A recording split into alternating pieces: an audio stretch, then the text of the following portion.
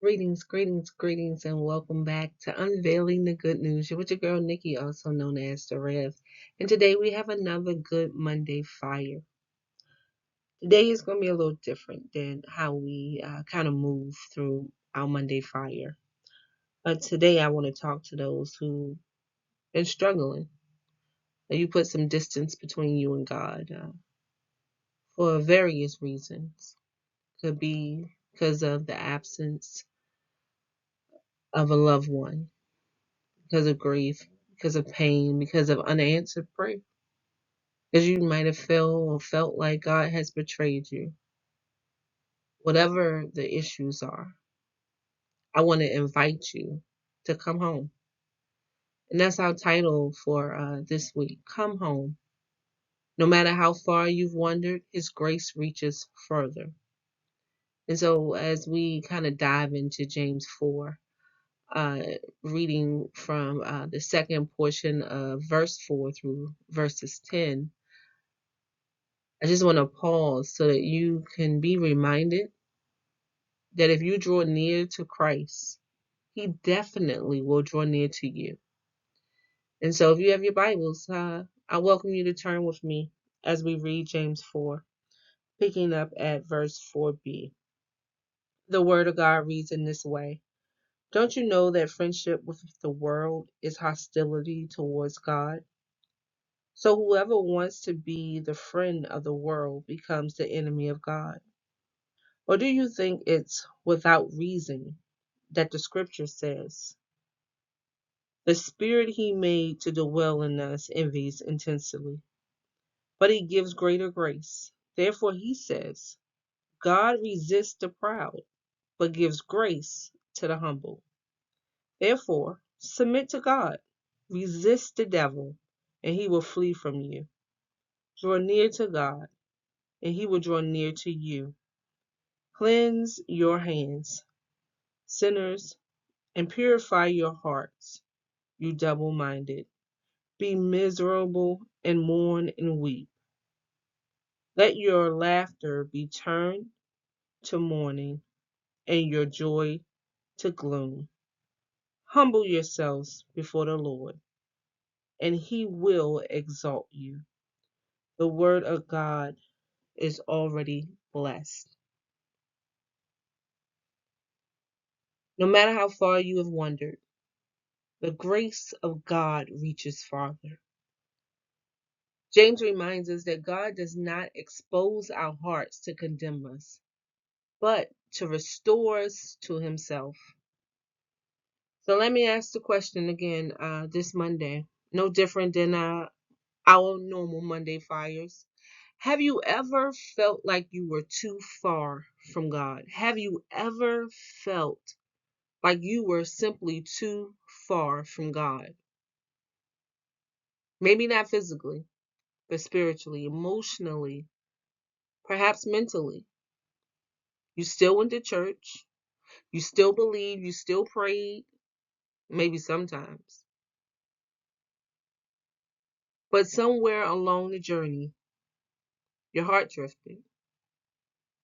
You stopped showing up the way you once did.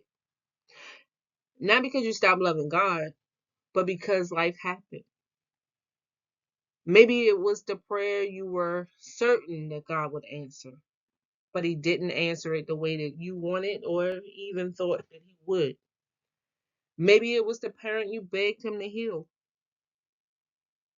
Could it have been the spouse you prayed would stay? Maybe it was the child you wanted Him to protect, the friend you couldn't bear to lose. Maybe it was the diagnosis, the divorce, the betrayal, the disappointment, the fear, the regret. Maybe it wasn't what God did. Maybe it was what you thought He didn't do. And if we're honest today, sometimes disappointment becomes distance. It feels like distance. It's the distance, the gap that you and I put between God. And sometimes it's the pain that allows that silence to overtake us to the point that we stop hearing His voice. We forget what it sounds like. Sometimes it's grief, and that grief becomes isolation, depression. Sometimes unanswered questions become walls between us and God, those barriers that we put up because we've allowed ourselves distance, no longer having that proximity to Christ. Or maybe your story is a little different. Maybe, just maybe, it was a disappointment. Maybe it wasn't that disappointment. Maybe it was guilt. Maybe it was the shame that ate you up inside, convincing you that after what you did, what you said, God couldn't possibly still want you. Maybe you believed it was your addiction, your affair, your abortion, your secret struggles, your anger, your bitterness, your rebellion, your repeated failures have pushed you beyond God's reach. So instead of running towards Him, maybe you and I slowly started walking away from Him. And here's what I really love about Scripture, what I really love about God. And James doesn't write this story, this text, to help a perfect person. He writes to the believers in his time and in our time whose hearts have been wondering. If we could just pause for a moment,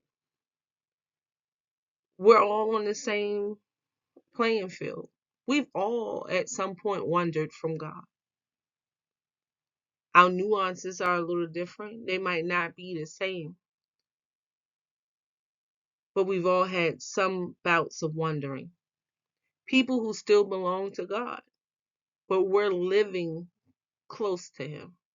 And through James in our text, God asks us one of the most loving questions in all of Scripture that I believe. And that question is, will you come home? Will you come home?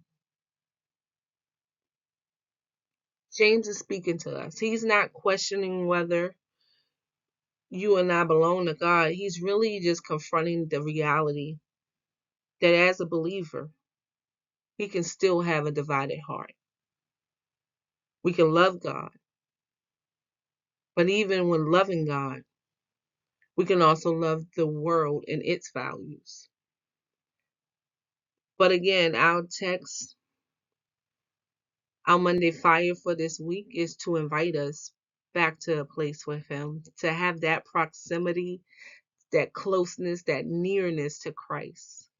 Can you come home? You see, James uses the language of spiritual adultery because throughout Scripture, God's relationship with His people is pictured as a covenant marriage. What is that covenant? It is agreement between two. And this isn't the language of God being angry as a judge. It's the language of a heartbroken husband.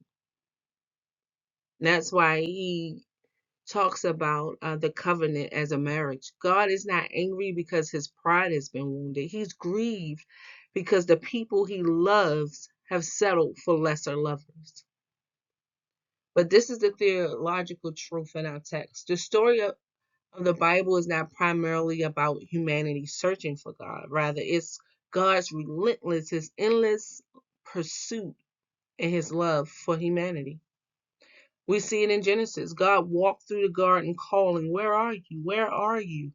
Not because He didn't know Adam's location, but because Adam's sin hindered his ability to be located. Not by God, but by Adam, by his choice, his proximity. He chose to move away from Christ. So Adam no longer knew where he belonged as a result of the mistakes, the actions, the choices that he engaged in. You see, it's throughout Scripture that we see the same pattern. Israel wandered, right? But God still pursued them. Jonah, he ran, and God pursued him. Peter denied Christ not once, not twice, but 3 times, but Jesus still restored him. The prodigal son left home, and the father ran to meet him. And now James reminds us that God is not in the business of condemning us. God is still pursuing the wandering heart.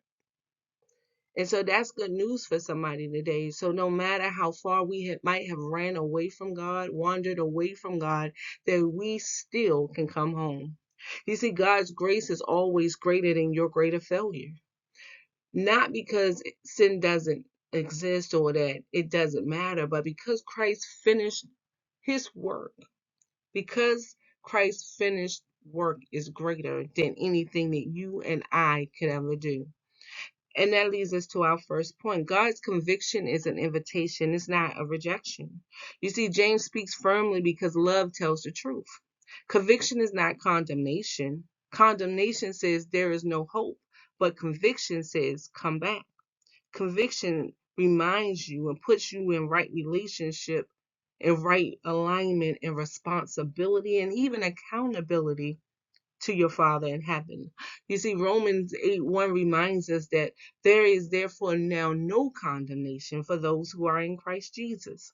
The Holy Spirit doesn't expose your heart to embarrass you, but rather he exposes it because he intends to heal you.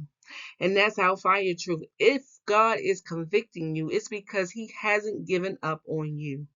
If God is convicting you and you can feel that conviction, that means that you're not as far as you believe you are, because you can still hear him. You can still feel him, that you still can be nudged in the right direction.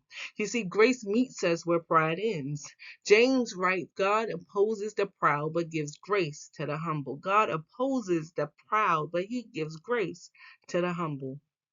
Pride says, I'll fix myself before I come. But grace, ooh, good grace. Grace says, come as you are, and I'll transform you. And that's important for us because sometimes we believe that we can't come to Christ because we got to be all cleaned up, that we got to be perfect, have this spiritual swag like never before. But God is saying, just come as you are. I got you. I'm here, and I'm in the business of cleaning you up. And the good thing about God is that he's not going to clean you up. He's going to transform you, because cleaning means that you have to continuously do something, right? When something is dirty, you clean it up. God is not looking to clean. He's looking to transform, because when you're transformed, right, you won't be the same. You won't do what you used to do. You won't move the way you once moved before. So that's why grace isn't earned. It's received. The cross already paid for what you could never repay. God already laid it down. He already paid it. It's in full. And you and I, no matter how perfect we want to be, how good we want to be, how spiritual we want to be, we can never repay God for what he's already done on Calvary. So you don't clean yourself up to come to God. You come to God so he can make you new. I don't know about you, but anybody want to be new? Anybody want to be made over? Anybody wants to be transformed? You see, the Father still wants you home. And James is telling us that we can come home. The text says, come near to God and he will come near to you. Draw close to him and he'll draw closer to you. Notice what James does not say. He doesn't say God might come near. He says he will. That's definitive. That's that covenant language that we talked about earlier. It's his promise language. He's a promise keeper, waymaker. It's the heartbeat of the gospel. No matter how many steps you've taken away from him, one sincere step towards God is met by his grace. So that means no matter how far you traveled outside of the will of God, no matter how far you tried to create that space and distance, all you need is one step. And that step is countered by faith. It only takes faith to meet him, to be able to experience his grace. And that is not because you or I have deserved it. It's because Jesus made a way. The cross removed the distance that sin creates. And the resurrection opened the door back home to our lovely Father. So no matter how far you've wandered, you have never wandered beyond the reach of God's grace. I'm going to say that again. I don't know who I'm speaking to today. I don't know who needed to hear this today. No matter how far you've wandered, you have never wandered beyond the reach of God's grace. You can come home. Maybe today's Monday fire isn't for someone who's forgotten God. Maybe it's for someone who believes God has forgotten them.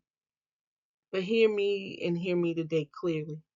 If you still feel the tug to pray, if you still feel conviction, if your heart still longs for Him, that is evidence that His Spirit is still drawing you. The enemy says it's too late, but Jesus is telling you right now, He's speaking to your heart to come home. You can't earn your way back. It's His grace. His grace is sufficient for you and I. His grace covers a multitude of sin. His grace covers all the things. So you can come home. We can come home. And His grace is telling you that I've already made a way. I paid the way. Your past cannot outsin His grace, and your shame certainly cannot outrun His mercy. Your failure cannot exhaust His love. That's what the enemy wants you. He wants us to be so engulfed in our sin and our mistakes and our regrets and our failures that it keeps us away from Christ. But I wanted you to know that the cross is greater. It's greater than your worst day. It's greater than your worst mistake. So wherever you are, however long you've been away, whatever you've done, the Father's invitation remains the same. Come home. Come home. That's your Monday fire. Come home. No matter how far you've wandered, your Father's grace reaches farther. So you don't have to continue to walk in your brokenness and your shame. You can go ahead and let that distance fade away. No matter how long it's been, redemption is here. God has already redeemed you. He's already paved the way. And He's waiting. He's been waiting with open arms for you. So come home. That's your Monday fire. If this Monday fire blessed you, I ask that you go ahead and share it with a friend. Go ahead and share it with someone that you know who might be struggling, who also may need to come home. Maybe it's not you who needs to come home. Maybe it's a loved one, a spouse, a friend, a child, a coworker, a colleague. Share this invitation with them and let them know that they too can come home. The Father in heaven is waiting. And no matter the distance, no matter the calamities, no matter the situation, the invitation still remains the same for us all. That we can come home. God bless you. And I'll see you next week. Go ahead, like, share, and subscribe so you never miss your Monday fire. And if this message blessed you, go ahead and put it in the chat and let us know how it has supported you and whatever topics that you perhaps would want to hear about. You with your girl, Nikki, also known as The Rev. God bless.